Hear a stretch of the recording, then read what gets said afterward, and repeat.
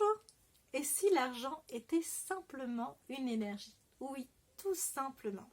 Aujourd'hui, j'aborde un sujet qui est assez tabou, en tout cas ici en France. Et en 2020, je parle toujours de ma situation. L'argent. Ah, l'argent, on en parle peu.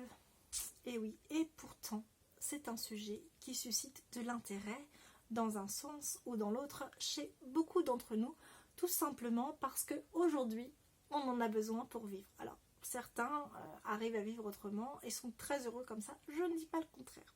Et c'est très bien. En tout cas, chez beaucoup d'entre nous, on a besoin de se nourrir, de se loger, de se vêtir, peut-être d'autres choses un petit peu vitales, d'avoir de l'électricité, du chauffage, ce genre de choses. Et quand même, l'argent, ça aide. Alors oui, il y a toujours des systèmes de troc. Je fais d'ailleurs partie d'une association de fêtes où on troque pas de l'un à l'autre, mais en groupe. C'est-à-dire que je peux donner un service à Tartampion qui va donner un objet à Trucmuche et Trucmuche va me donner un service. Voilà. On troque du temps au lieu de l'argent et je trouve que c'est un super échange et c'est comme ça que ça circule. Voilà. Là, on fait circuler du temps, mais on peut très bien ne faire rien circuler. L'argent, c'est comme si cette énergie, elle était palpable. Là, quand on troque du temps, finalement, on ne peut pas le palper, on ne peut pas le voir. Mais ça passe de l'un à l'autre.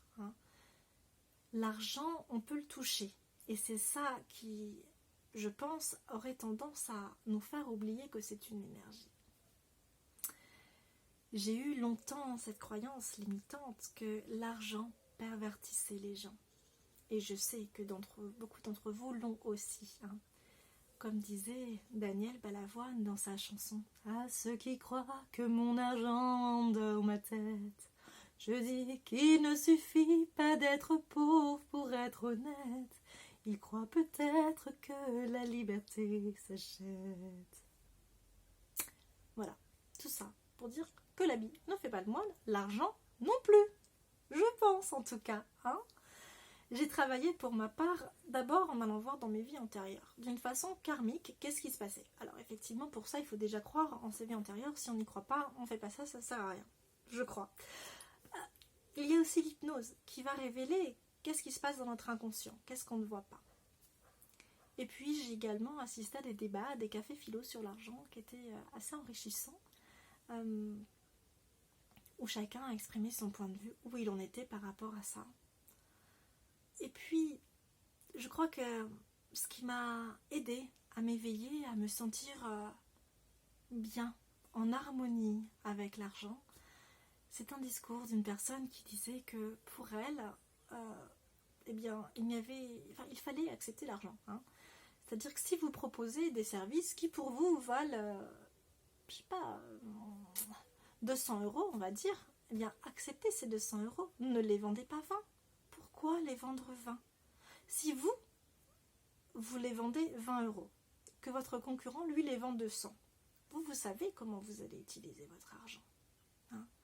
Cet argent, il vous gêne parce qu'il est souvent mal utilisé. Alors vous, utilisez-le bien. Plutôt que des personnes aillent le donner à votre concurrent qui n'a pas forcément plus de valeur que vous, sa formation, ce qu'il donne n'est pas forcément mieux, pas lui. Ce qu'il va donner, le service, n'est pas forcément mieux que ce que vous allez donner, ce que vous allez proposer. Mais vous savez comment vous allez le dépenser. Et vous allez pouvoir mettre cet argent dans vos valeurs. Et ça commence à me parler. Et oui, je fais partie de ces personnes qui ont beaucoup fait de bénévolat depuis quelques années. Et je continuerai d'en faire. Je continuerai de donner parce que ça fait partie de ma nature. J'ai ce besoin. Ça me nourrit énormément. Mais j'aimerais bien avoir un lieu de vie plus agréable. Aujourd'hui, je suis coincée dans un appartement avec des voisins hyper bruyants. Et pour déménager, c'est pas simple parce que j'ai un CDD, je gagne 1 000 € par mois. Et quand on a cet argent-là, donc il faut diviser par 3. Donc du coup, j'aurai droit à un appartement à 350 € par mois. Et en plus, comme je suis en CDD et que je suis toute seule, au niveau des garanties, c'est hyper compliqué. Alors que je sais budgétiser mon argent. Okay. hein. Quand j'entends des personnes qui au 10 du mois me disent ben, je n'ai plus d'argent pour finir le mois et qu'elles gagnent 2 fois mon salaire, je me dis mais comment c'est possible? Voilà. Je crois qu'on ne peut pas tout avoir. Moi j'ai besoin de me sentir bien et juste avec l'argent. J'ai besoin d'être honnête dans ce que je verse, de ne pas être à crédit, de ne pas avoir de dette. C'est quelque chose que je n'aime pas. Voilà. J'aime pas, je me sens pas confortable avec ça. C'est certainement l'une des raisons pour laquelle je n'ai toujours pas monté un restaurant que j'avais envie de monter il y a quelques années. Parce que j'avais peur. J'avais peur de me retrouver endettée et de devoir de l'argent, de devoir tout fermer, de me retrouver à la rue. Voilà, j'ai nourri énormément de peur à ce sujet. Avec le temps, je crois que en dehors de ces peurs, je ne suis pas tout à fait prête pour ça.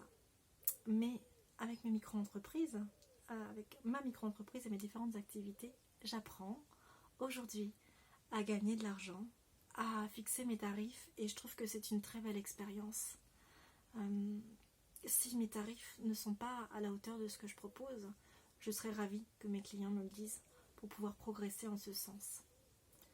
Et vous, où en êtes-vous avec l'argent? Est-ce que c'est quelque chose qui est totalement ok ou c'est un petit peu plus compliqué?